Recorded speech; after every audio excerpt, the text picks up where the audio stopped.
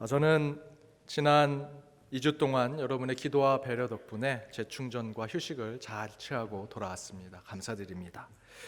저는 휴가를 받게 되면 적어도 하나 이상은 특별한 경험을 우리 가족들과 함께 하려고 합니다. 이번에는 물고기를 잡는 것을 특별한 경험으로 해보려고 그물 쪽대를 사서 우리 아들과 제가 같이 잡고, 제가 집에 가서 제 아들 할아버지, 제 아버지와 함께 3대가 같이 냇가에서 그물로 고기를 잡았습니다. 할아버지는 그물 어항을 강물 중간에 놓아서 미끼를 놓고 그 그물 어항에 물고기가 들어가는 그렇게 물고기를 잡았고요. 저하고 저희 아들은 같이 이 쪽대를 가지고 물풀을 돌아다니면서 막 물장구를 만들고 시끄럽게 해서 물고기들이 그물 쪽대에 들어오도록 그렇게 해서 물고기를 잡았습니다.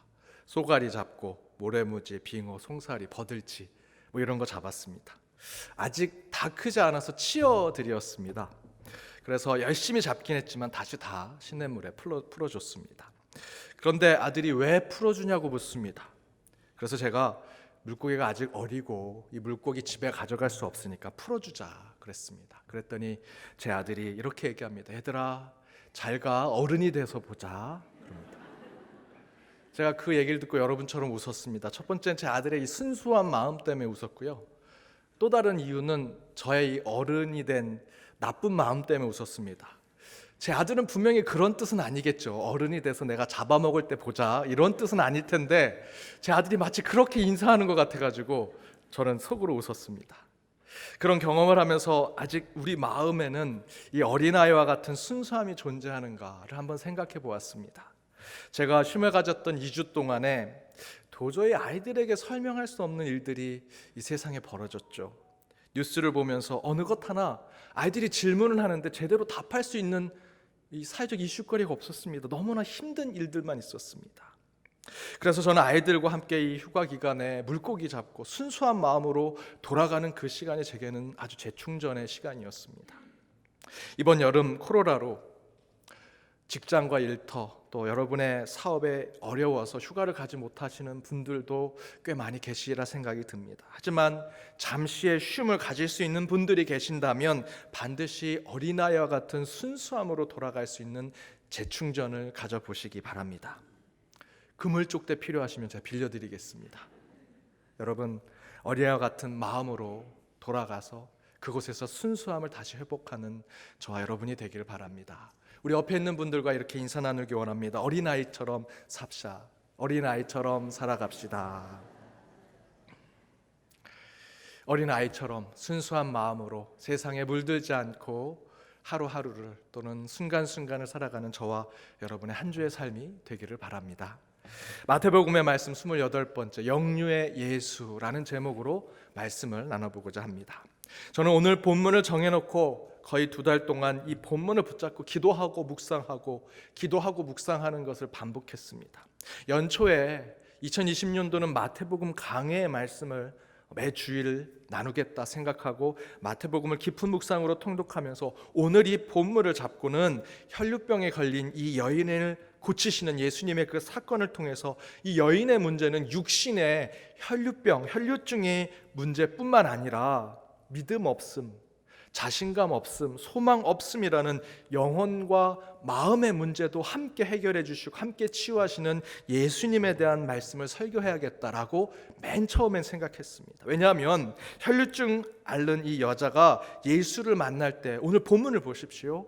예수 앞으로 나오지 않습니다. 예수 뒤라는 표현이 성경에 기록되어 있죠. 성경을 쓰는 저자들, 성경의 기록자들이 이 표현 하나하나에는 다 성령의 영감으로 쓰여졌다면 예수 뒤라고 하는 이 표현은 이 혈류증 가진 여인이 자신감이 없는 겁니다. 믿음이 없는 거죠. 또 다른 이런 표현이 나옵니다. 옷 중심 멱살을 잡거나 예수님 등 뒤에 있는 카라를 잡지 않았습니다. 겉옷 맨 끝에 그것을 만졌다라고 하는 이 본문의 말씀을 통해서 이 여인은 육신의 질병뿐만 아니라 마음의 연약함까지도 가지고 있었다라는 것을 묵상하면서 예수님은 이 여인의 육신뿐만 아니라 그의 영혼, 그의 마음도 치유하신다라는 것을 설교해야겠다라고 생각했었습니다. 그런데 문제는 코로나19가 터진 이후로 저는 이 본문을 읽을 때마다 자꾸만 다른 구절에 제 마음이 가는 겁니다. 그 구절이 제 마음을 계속 치는 겁니다. 18절에 이렇게 기록되어 있습니다. 예수께서 이 말씀을 하실 때 한 관리가 와서 절하며 이르되 내 딸이 방금 죽었사오나 오셔서 그 몸에 손을 얹어 주소서. 그러면 살아나겠나이다 하니. 지금 코로나 시대 저희들은 비대면 비접촉해야 된다라고 얘기하는데 딸이 죽었습니다. 그리고 관리가 예수님께 요청한 것이 뭡니까? 말씀만 하십시오, 낫겠습니다 라고 하는 것이 아니라 손을 얹어 주십시오, 접촉해 주십시오, 만나 주십시오, 대면해 주십시오 라고 얘기하는 겁니다. 20절에는 무엇을 기록합니까? 12의 동안이나 혈류증으로 아는 여자가 예수의 뒤로 와서 그 겉옷 가를 만졌다라고 기록하고 있습니다. 25절은 무리를 내보낸 후에 예수께서 들어가사 소녀의 손을 잡으심에 일어나는지라. 비대면 시대, 비접촉 시대인데 손을 얹고 만지시고 손을 잡고, 코로나19가 아니었다면 이 세 구절이 전혀 눈에 들어오지 않았을 텐데, 그런데 이 코로나19 사태를 수개월 동안 저와 여러분이 경험하면서 저는 도대체 이 말씀을 어떻게 전해야 될까? 코로나19만 아니었으면 편하게 전할 말씀인데 이 코로나19 때문에 예수님이 하신 모습을 어떻게 전해야 될지 고뇌에 빠졌습니다. 마음 같아서는 예수님은 대면하시거나 접촉하지 않으면서도 비대면 언택으로 멀리서 말씀만 선포하시는 것으로 치유와 치료가 나타난다라고 설교하고 싶은데, 성경이 기록하고 있는 것은 예수님께서 만지시고 안수하시고 손을 잡아 일으키심으로 치유와 치료의 역사가 일어난다라고 증거하고 있습니다. 성경 속에 기록된 사실을 있는 그대로 전하려고 하니 지금의 우리 코로나19 사태와 너무나 부딪히는 일들이 많습니다.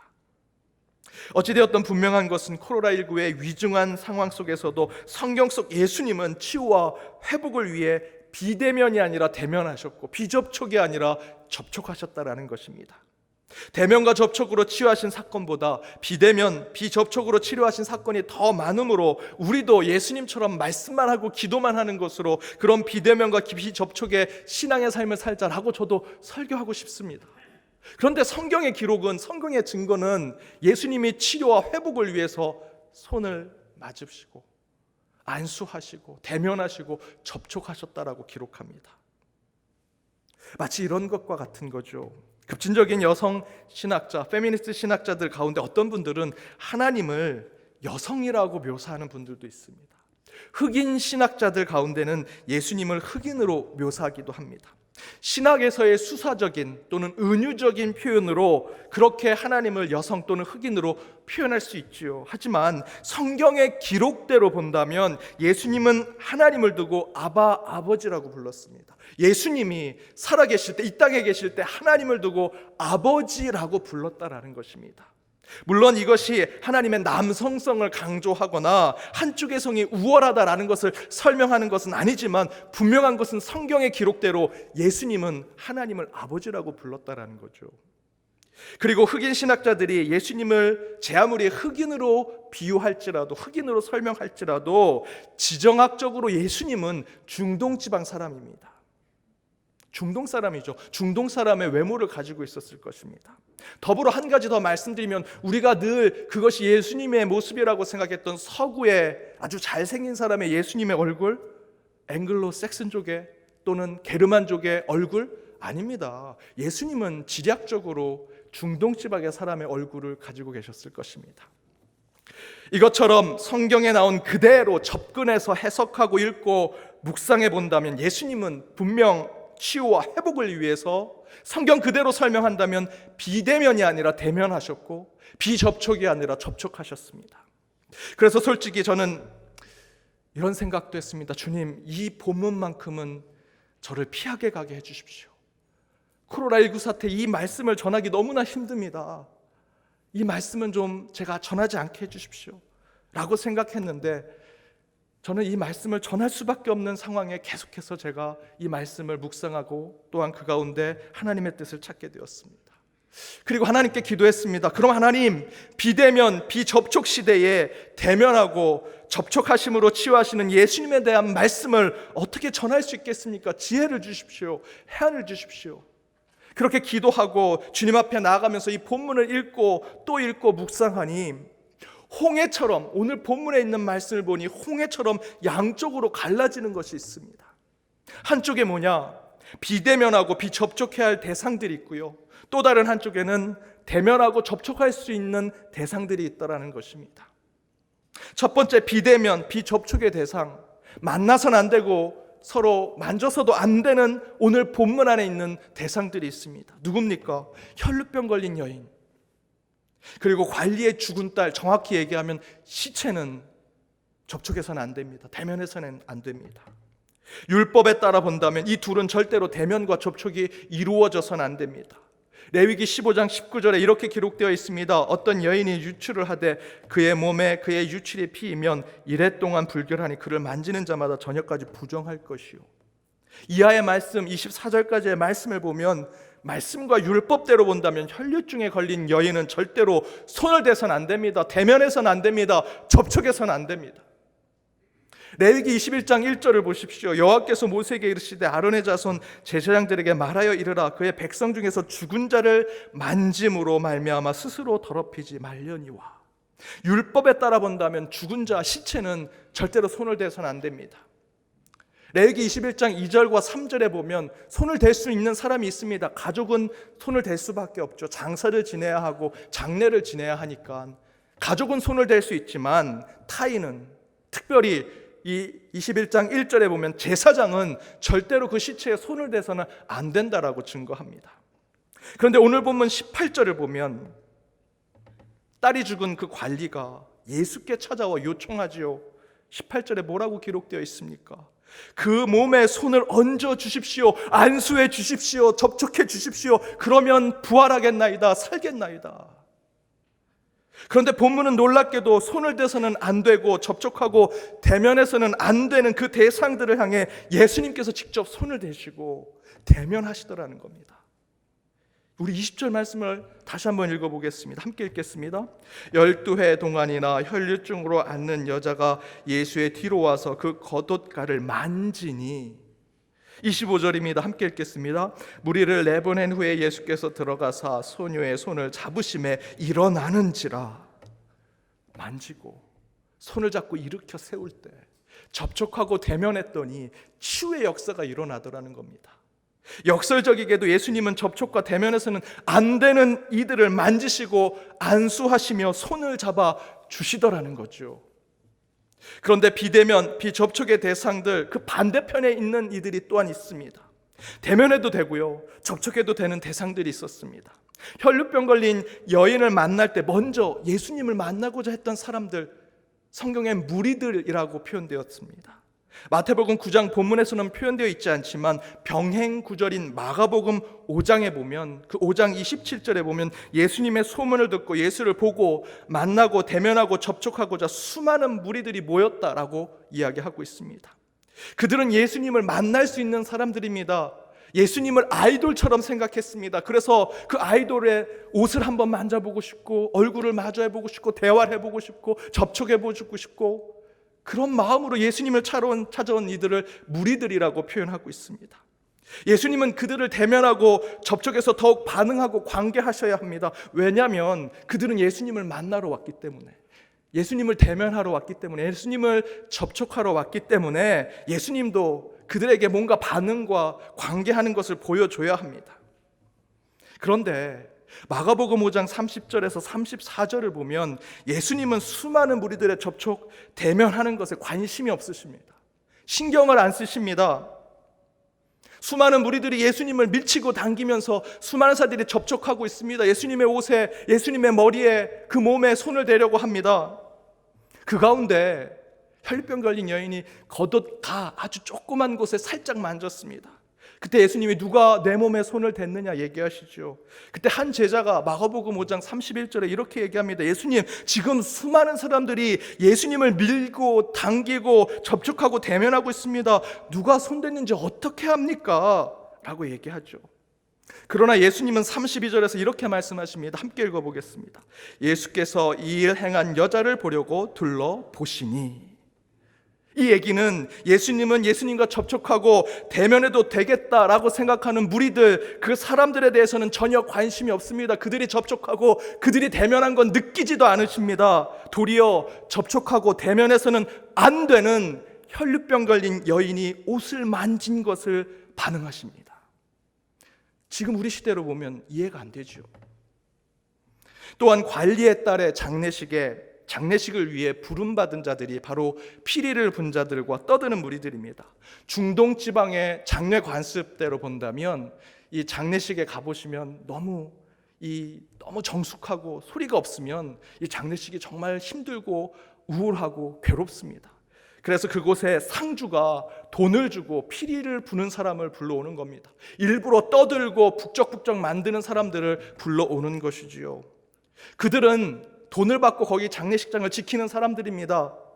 장례식에 가면 대면하고 접촉할 수밖에 없는 사람들이지요. 그런데 오늘 본문에서 예수님이 대면하고 접촉해도 상관없는 이들을 향해서 뭐라고 말씀하십니까? 23절과 24절입니다. 함께 읽겠습니다.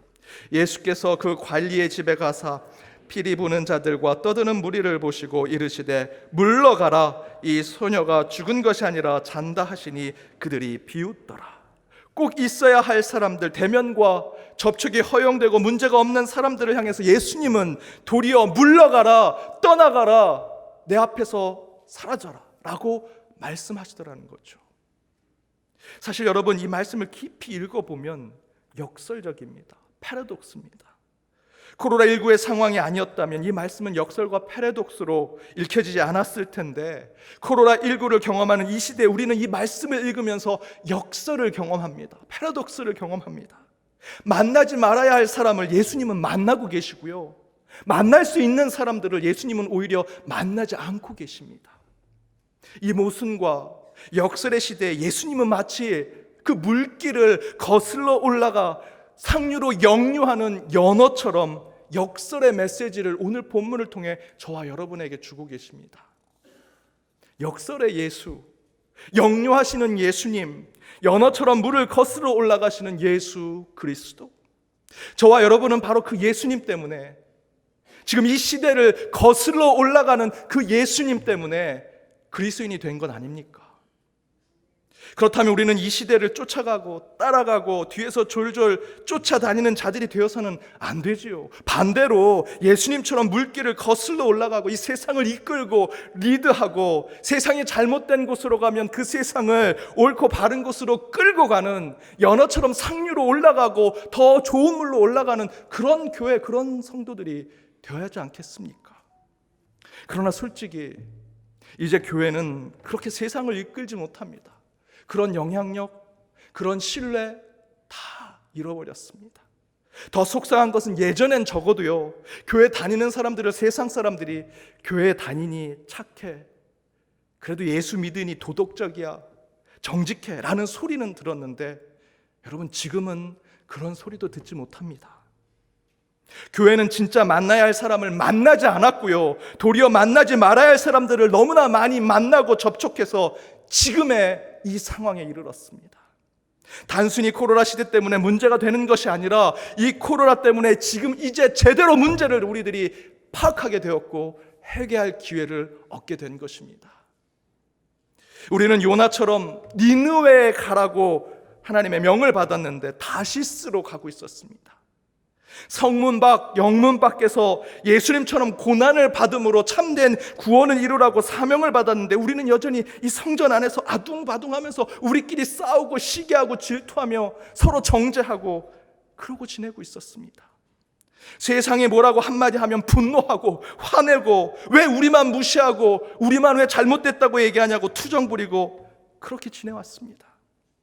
그런데 문제는 소름 끼칠 정도로 세상은요, 우리가 분노하고 우리가 문제 제기하는 것에 눈 깜짝하지 않는다라는 겁니다.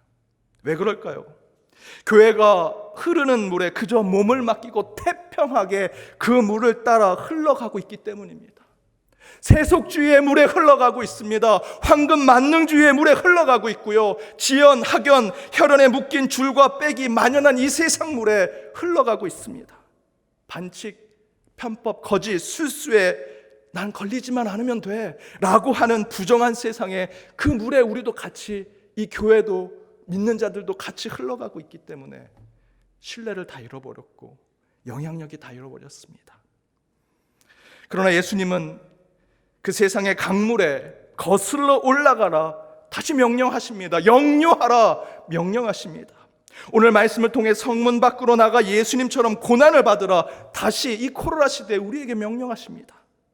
요나처럼 풍랑에 휩쓸려 파도가 흘러가는 대로 따라가지 말고 오히려 그 풍랑에 뛰어들어서 풍랑을 잠잠케 하라고 이 코로나 시대에 주님께서 이 교회에게 명령하십니다. 여러분, 코로나19는 요나처럼 니느웨가 아니라 다시스로 가는 저와 여러분, 그리고 이 한국교회를 다시 니느웨로 가게 하기 위해서 우리에게 주신 소명의 사건이라고 저는 믿습니다. 지금 코로나19는 인간 뜻대로 가고자 하는 다시스로 가는 그 배에서 만난 풍랑입니다. 그러나 하나님은 그 길을 가길 원하지 않으십니다. 그저 흘러가는 물대로 따라가길 원하지 않습니다. 거슬러 올라가길 원하십니다. 요나가 그 풍랑을 만났을 때 그 배에서 무슨 일을 했습니까? 닷을 올리고 새롭게 노를 젓고 어떻게 하면 새로운 길로 갈 수 있을까? 이 풍랑을 뚫고 갈 수 있을까? 무슨 기도 모임을 만들고 새로운 목회 전략을 짜고 새로운 목회 프로그램을 만들어냈습니까? 아닙니다. 요나서 1장 15절을 보십시오. 요나는 그 풍랑에 뛰어들었습니다. 풍랑 바닷속으로 던져짐을 당했습니다. 그때 성경은 풍랑이 잠잠해졌다라고 기록합니다. 저는 요나의 말씀에서 이 코로나 시대의 교회와 하나님의 자녀들이 할 수 있는 연어처럼 역류하는 예수님의 삶이 무엇인지 깨달았습니다. 코로나 바다에 뛰어드는 것입니다. 세상 사람들이 모두 코로나를 피해 달아나고 있을 때, 여전히 다시스로 가는 배에서 내 욕심과 내 이기심을 채울 때 우리 교회만큼은, 믿는 자들만큼은 이 코로나 풍랑에 던져짐을 받는 겁니다. 버려짐을 받는 겁니다. 세상 사람들이 다 그렇게 얘기하죠. 교회 때문에 코로나가 확산되고 교회가 헌금과 돈 때문에 예배를 포기 못하고 모임을 포기 못한다고, 그래서 더 코로나를 심화시키고 있다고 말합니다. 아무리 우리가 이렇게 열심히 방역하고 검역하고 철저히 그 방침을 지켜도요, 정부도 그렇고 언론도 그렇고 세상 사람들도 다 교회를 의심하고 교회가 문제라고 합니다. 속상합니다. 우리 잘하고 있는데 왜 우리라 문제라고 얘기하는가? 그러나 지금 이 상황이 요나가 하나님의 명을 어기고 다시스로 배를 타고 가는 상황과 같다면, 지금 저와 여러분이 해야 할 것은, 우리 잘하고 있어요. 잘 지키고 있잖아요. 왜 우리만 문제라고 합니까? 야, 우리 화내야 되겠다. 분노해야겠다. 라고 하는 것에 그런 모습이 아니라, 그런 변명과 변호 따져묻고 화를 내는 것이 아니라 도리어 역류하는 예수님처럼 이 교회가, 믿는 자들 우리가 그 풍랑에 뛰어들어야 하는 겁니다. 나는 죽고 세상을 살리는 게 기독교의 정신 아닙니까? 그런 마음으로 신앙을 다시 회복하고자 한다면 저는 그동안 우리 교회와 믿는 자들이 잃었던 신뢰를 다시 찾을 수 있다라고 생각합니다. 풍랑을 만났습니다. 코로나의 풍랑을 만났습니다. 그곳에 어떻게 키를 놓을까? 어떻게 배가 잘 갈 수 있을까? 노를 저을까? 목회적인 방법, 교회의 어떤 프로그램, 그것이 아니라 바다로 뛰어드는 겁니다. 내 모든 잘못을 인정하고 그 풍랑으로 뛰어드는 것입니다. 여러분, 선교 어떻게 하시겠습니까? 이 코로나 시대 전도 어떻게 하시겠습니까? 가나안 교인들, 떠난 교인들, 지금 있는 교인도 떠나고 있는데 그 가나안 교인들, 떠난 교인들 어떻게 불러 모으겠습니까? 우리 교회학교 자녀들 부흥 어떻게 하시겠습니까? 저와 여러분이 풍랑에 던져짐을 당하고 성문 밖에서 예수님처럼 고난을 받으면 회복됩니다. 다시 불러 모을 수 있습니다. 제가 초등학교 때 우리 교회 바로 옆에 있는 창경궁, 예전에는 일제에 의해서 창경원이 됐었죠. 우리가 왕으로 모셨던, 왕이 살던 그곳에 동물들을 가져다 놓고 동물원을 만들었습니다. 비웃음 대상으로 만들었습니다. 그런 아픔의 역사도 모르고 저는 어린 시절에 이 창경원에 오는 것이 너무 좋았습니다. 근데 그 창경원의 넓은 광장에 야바이꾼들이 그렇게 많았습니다. 여러분, 야바이꾼 아십니까? 카드 3개 가지고 자, 돈 넣고 돈 먹기, 자, 돈 넣고 돈 먹기, 지나가는 게도 다 맞추는 게임, 엄마는 반찬값, 아빠는 담배값, 애들은 용돈밖에 안 되는 1,000원이요 1,000원이요. 날마다 오는 것이 아닙니다. 지나가는 게도 다 맞추는 이 게임, 1,000원에 한 판, 1,000원에 한 판, 왕을 맞추세요. 제가 야바이꾼 한 건 아니고요. 그렇게 호객행위를 하죠, 이 사람들이. 그렇게 주문 같은 말을 하면서 게임을 할 때 항상 이 말이 들어갑니다. 자, 돈 넣고 돈 먹기, 지나가는 게도 다 맞추는 게임, 애들은 가라, 애들은 가라. 야, 애들은 가라, 애들은 가라. 그러면서 이걸 합니다. 왜 야바이꾼 아저씨들이 애들이 있는 걸 싫어했을까요? 애들은 돈이 없기 때문입니다. 돈을 안 걸거든요. 그런데 순수한 마음으로 이 야바이꾼들이 하는 걸 계속 집중해서 지켜보면 속임수하는 거를 찾아내죠. 막 하면 마지막에 가서 그 어린아이가 뒤에 카드가 숨겨졌어요. 그 속임수 쓴 거를 얘기합니다. 애들이 있으면 거짓말을 할 수가 없어요. 그래서 꼭 이 야바이꾼 아저씨들이 애들은 가라, 애들은 가라라고 얘기했습니다. 그런데 제가 이 얘기를 하는 이유는 오래전 야바이꾼들이 애들은 가라, 애들은 가라 라고 외쳤던 이 이야기를 오랫동안 저는 교회에서 들었습니다. 왜 교회 학교가 안 될까요? 왜 청년들, 젊은 세대가 교회를 떠날까요? 교회 성장, 영적인 태만, 물질주의와 세속주의, 황금 만능주의에 빠진 교회가 야바이꾼처럼 돈 안 되는 애들 보고 애들은 가라, 애들은 가라, 저와 여러분이 외치지 않았습니까? 그래서 교회 학교가 부흥이 안 되는 거예요. 젊은 세대들이 교회 오지 않는 겁니다. 젊은 세대들이 의견 내면 야, 젊은 애들은 손 내려, 얘기하지 마 라고 얘기하지 않았습니까? 교회에서 아이들이 복도에서 또 마당에서 떠들면 야, 어른들 예배 드리니까 니네 교회 밖에서 놀아 라고 저와 여러분이 얘기하지 않았습니까? 애들 가라고. 그랬더니 진짜 어떻게 됐습니까? 교회 안에 아이들이 떠들고 웃는 소리가 싹 사라졌습니다. 젊은이들이 의견을 얘기하지 않습니다. 젊은 애들의 재능은 다 세상에서 나타나고 있습니다. 지금 교회는 니느웨가 아니라 다시스로 가고 있고요. 성전 밖이 아니라 성전 안에서 우리끼리만 만족하는 신앙을 갖고 살아가고 있습니다. 여러분, 예수님은 만나야 할 사람들을 만나지 않았습니다. 도리어 예수님은 만나지 말아야 할 혈루증 걸린 여인을 만났고 죽은 소녀의 손을 잡아 부활시키셨습니다. 교회가 그동안 야바이꾼처럼 애들은 가라, 애들은 가라고 한 것으로 정말 불러 모아야 할 사람들은 떠나보내고 만나고 대면하지 말아야 할 사람들을 대면해 왔다면 이제 이 코로나 시대에 저와 여러분은 잘못된 모습을 회개해야 합니다. 그렇다면 지금 이 시대에 저와 여러분, 우리 연동교회가 다시 대면하고 다시 접촉하고 다시 대화하고 만나고 불러 모아야 하는 대상은 누굽니까? 물론 우리 지역에 소외받고 가난하고 어려운 사람들이 있을 수 있지요. 그러나 우리 안에도 있지 않습니까? 코로나 시대에 우리는 다시 교회학교 자녀들을 불러 모아야 합니다. 출산율이 낮아서 교회학교가 줄어듭니까? 애들이 믿음이 없어서 교회 안 나오는 것입니까? 아닙니다. 여러분, 저와 여러분 같은 교회의 기성세대들이 요나처럼 풍랑 속에 빠져 희생하겠다는 마음이 없어서 아이들이 부흥이 안 되는 겁니다. 인정하십시오. 이 코로나 풍랑 속에 우리는 다시 이 청년 세대를 치유하고 회복할 수 있습니다. 그들을 다시 대면해야 됩니다. 그들을 다시 접촉해야 합니다. 요즘 청년 세대 뭐라고 합니까? 3포, 5포, 7포, 이제는 M포 시대라고 합니다. 너무 포기할 게 많습니다. 연애, 결혼 포기했습니다. 출산 포기했습니다. 집 사는 거 포기했습니다. 저는 정치적인 얘기는 하고 싶지는 않지만 지금 정부가 집값에 대해서 정책을 내놨습니다. 지금 청년들이, 막 결혼한 청년이, 젊은 세대가 내가 정직하게 회사에서 일해서 20년, 30년에 집 살 수 있습니까? 지금 정책으로? 그렇지 않으면 잘못된 겁니다. 인간관계 포기했습니다. 청년들 꿈, 희망, 취업, 미래 다 포기하는 세대가 됐습니다.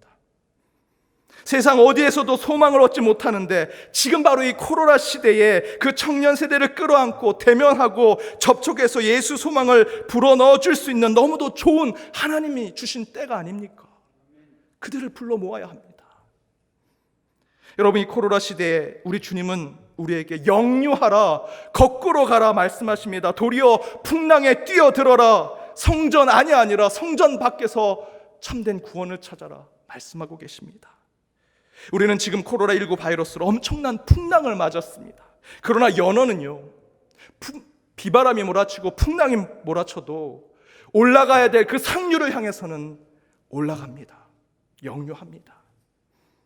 그런 연어의 정신으로 다시 교회를 회복하고 우리의 신앙까지도 참된 그리스도인으로 삶으로 살아가는 한 주가 되시길 주님의 이름으로 축복합니다. 함께 기도하시겠습니다. 은혜 하나님, 주의 귀한 날 성전에 모여 찬양과 기도, 말씀 가운데로 나아가게 하심을 감사드립니다. 예배를 사모하는 주의 자녀들이 예배 중 말씀을 통해 결단하며 한 주 살아갈 힘을 얻습니다. 먼저 이 위중한 코로나 시대에 무엇을 대면하고 무엇을 대면하지 말아야 하는지 참된 영적 지혜를 허락하여 주옵소서. 꼭 만나고 대면하며 손을 잡아야 할 사람들을 놓치지 않게 하시고 시대를 역류하셨던 예수 그리스도의 삶을 통해 저희도 이 세상의 시루를 거슬러 올라가는, 다시 세상 문화를 이끌고 세상의 풍란을 잠잠케 하는 하나님의 능력과 결단을 받게 하여 주옵소서. 한 주 그러한 예수 그리스도의 마음으로 살아갈 때 주님 그 가운데 기쁨과 감사를 허락하여 주옵소서. 이 모든 간구 예수님의 이름으로 기도드립니다. 아멘.